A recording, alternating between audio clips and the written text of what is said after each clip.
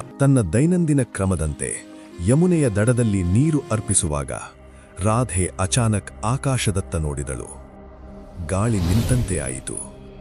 ಸಂಪೂರ್ಣ ವಿಶ್ವವೇ ಅವಳೊಂದಿಗೆ ಮಾತನಾಡುತ್ತಿರುವಂತೆ. ಹೃದಯದಲ್ಲಿ ನಡುಕ.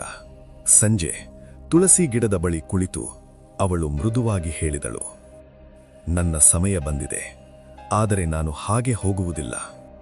ಶ್ರೀಕೃಷ್ಣ ಸ್ವತಃ ನನ್ನ ಹೆಸರನ್ನು ಕರೆಯುವವರೆಗೂ. ಗ್ರಾಮಸ್ಥರು ಆಶ್ಚರ್ಯಗೊಂಡರು. ದ್ವಾರಕೆಯ ರಾಜ ಇಲ್ಲಿ ಬರ್ತಾನ? ಆದರೆ ರಾಧೆಯ ಭಕ್ತಿಯನ್ನು ಯಾರೂ ಪ್ರಶ್ನಿಸಲಿಲ್ಲ. ಏಕೆಂದರೆ ಅವಳು ತನ್ನ ಸಂಪೂರ್ಣ ಜೀವನದಿಂದಲೇ ಪ್ರೀತಿಯ ಅರ್ಥವನ್ನು ಬದುಕಿ ತೋರಿಸಿದ್ದಳು. ಅದೇ ಕ್ಷಣದಲ್ಲಿ ದ್ವಾರಕೆಯಲ್ಲಿ ಕುಳಿತಿದ್ದ ಶ್ರೀಕೃಷ್ಣನ ಹೃದಯದಲ್ಲಿ ಒಂದು ಸೆಳೆತ. ಎಲ್ಲವೂ ಇದ್ದರೂ ಒಂದು ಶೂನ್ಯ.